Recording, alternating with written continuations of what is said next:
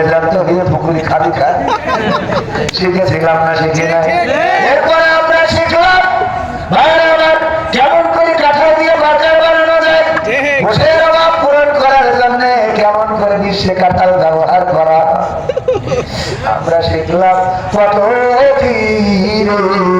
আবার টেলিভিশন খুললাম, আমার নেতা জনাব ডাক্তার আব্দুর রহিম সরকার সাহেব ওনার বেগম বলেছে একটু কষ্ট করে আমার একটা আইফোন কিনে দিও।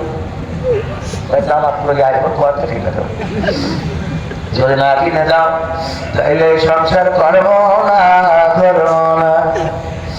চিন্তা করবে তাই করে হোক স্ত্রীর একটা আইফোন কিনে দেবো। আইফোন একটা কিনে দিয়েছে, স্ত্রীর আইফোন ভেঙে মোটামুটি একটা ওই যে আপনাদের এদিকে অনুষ্ঠান হয় না অনুষ্ঠান, আইফোন কেনার অনুষ্ঠান, এই অনুষ্ঠান সেই অনুষ্ঠান, এখন তো জন্মদিনের অনুষ্ঠান হয় গাছে গাইতে টিম মাখাই একেবারে।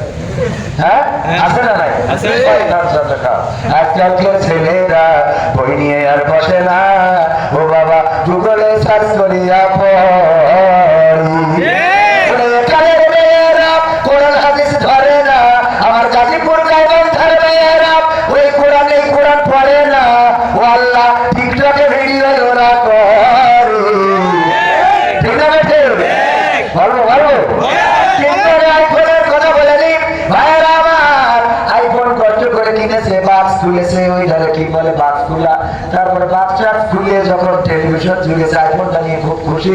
হঠাৎ করে বেগম সাহেব টেলিভিশন খাটাইছে, যাকে টেলিভিশনে বলতেছে এই মোবাইল কে দিয়েছে? আওয়ামী সরকার দিয়েছে।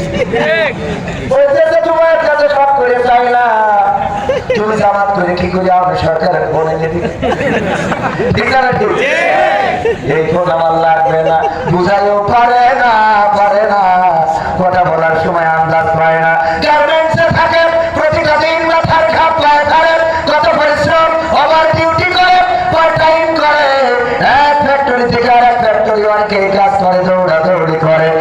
আমার এত কষ্ট করে মাস শেষে একটা স্যামসাং কিংবা অন্য কোনো ফোন সিম্পলি বা ফোন আছে কিনলো, এত কষ্ট করে ফোন কেনার পরে হঠাৎ করে মোবাইলে আমরা যখন ভিডিও অন করি দেখি টিকটকে ইউটিউবে বলতেছে এই মোবাইল কে দিয়েছে? কার মাসে কাজ করি আমি করলাম করলাম।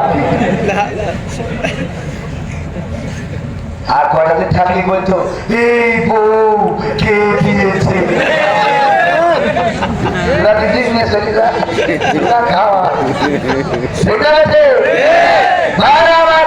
এই জন্য